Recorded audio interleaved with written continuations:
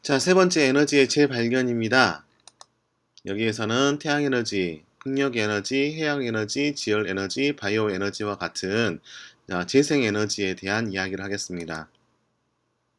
첫 번째로 태양에너지는 자, 태양 자체가 근원이겠죠. 자, 이 태양은 환경오염물질을 배출하지 않고요.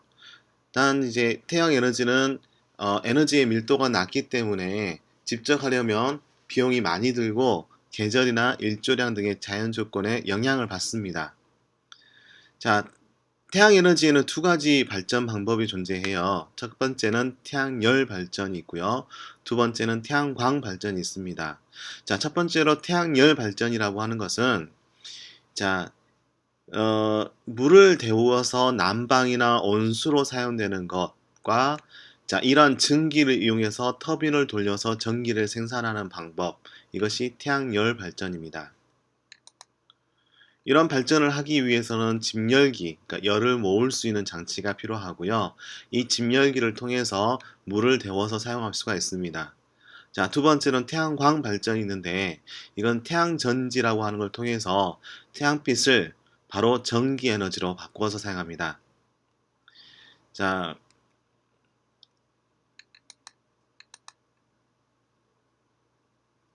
두 번째 재생 에너지는 풍력 에너지가 있습니다. 이 풍력 에너지는 바람을 이용해서 바람의 그 풍차와 같은 날개를 돌리는 것인데 이것이 바람을 통해서 날리는 것이기 때문에 환경 오염이 일어나지 않고 비용이 저렴하고 설비가 간단할 수 있습니다. 하지만 바람의 색이나 방향에 따라서 발전량이 변할 수 있고 그리고 산간이나 오지 같은 것에 사용해서 생태계 파괴의 주 원인이 될 수도 있고요.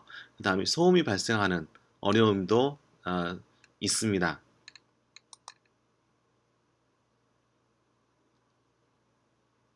자, 세 번째로는 해양 에너지인데 해양 에너지는 그 밀물과 썰물의 차이를 이용하는 다시 말해서 조석을 이용하는 조력 발전 그 다음에 물의 흐름을 이용하는 다시 말해서 조류를 이용하는 조류 발전 그리고 파도의 움직임을 이용하는 파력 발전 이 세 가지가 있습니다.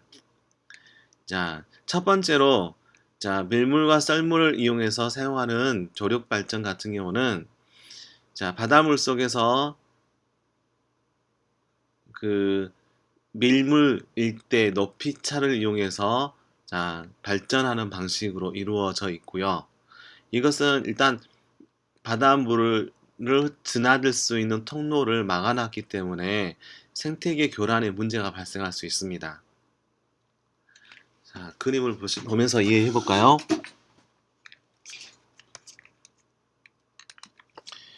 자, 여기가 바닷가 연안이고요.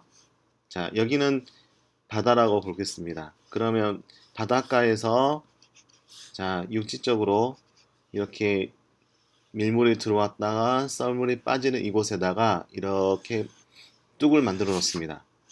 자, 이 뚝을 만들어 놓은 것을 수직으로 살펴보시게 되면 이렇게 뚝을 만들어 놓은 상태에서 바다 쪽, 그 다음에 육지 쪽, 바다 쪽과 육지 쪽을 이렇게 막아놨으니까 밀물일 때 이렇게 바닷물의 높이가 높아지게 되면 이것이 어떠한 밑에 통로를 통해서 이동할 수 있게 된다면 이곳에다가 프로펠러를 달아놓으면 굉장히 빠른 속도로 돌면서 발전할 수가 있을 겁니다.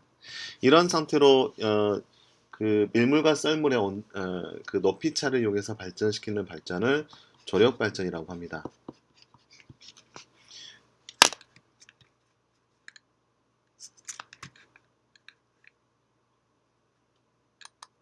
두 번째로 물이 흘러가는 곳에 물의 흐름이 발생하는 곳에 그 터빈을 바로 설치해서 물의 흐름에 따라서 터빈을 돌릴 수 있는 장치 이것이 조류 발전이고요. 이런 것은 환경 오염이 일어나지 않고 무한한 에너지를 가질 수 있지만 조수가만에 큰 차가 있는 지역이나 바닷물을 가두기 위한 제방을 만드는 데 돈이 많이 들고요. 그 다음에 갯벌이 사라지게 된다는 단점 또한 존재합니다.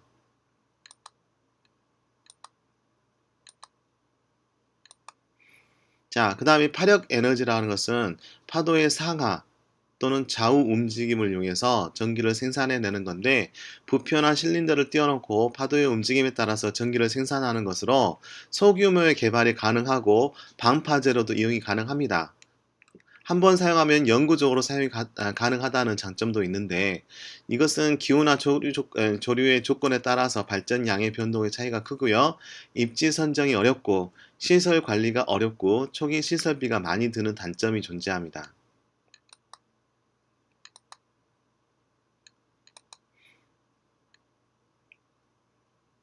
자, 지열 에너지는 지하에 존재하는 뜨거운 물과 암석을 포함하여 땅이 가진 에너지를 말하는 것으로, 이걸 이용해서 온수, 난방 또는 발전에 이용할 수 있습니다.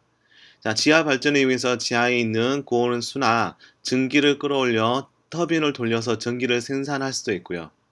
자, 이렇게 하려면 지하에 마그마가 상승하고 지열이 많이 발생하는 판의 경계나 열점과 같은 지역에서 발전이 가능합니다.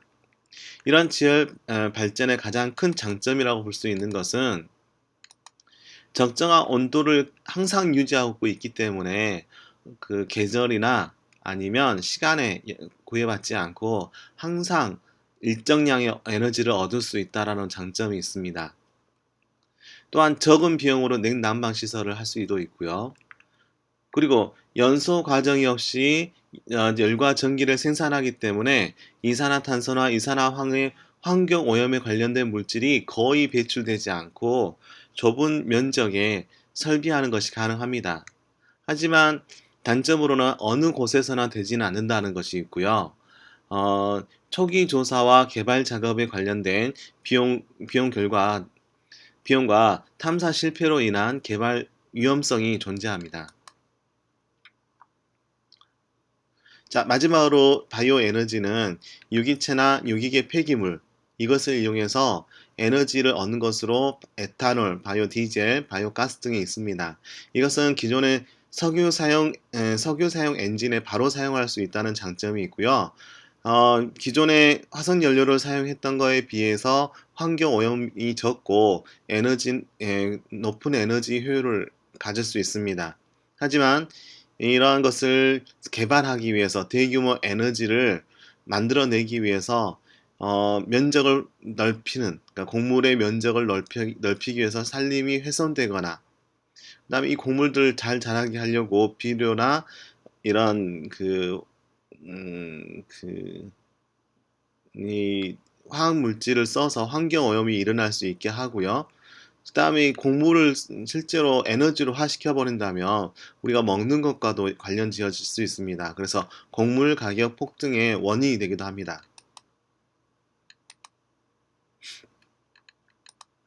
여기에 나와 있는 영상들은 실제 프레지를 올려 놓았으니까 거기를 보시면서 확인해 보시기 바랍니다.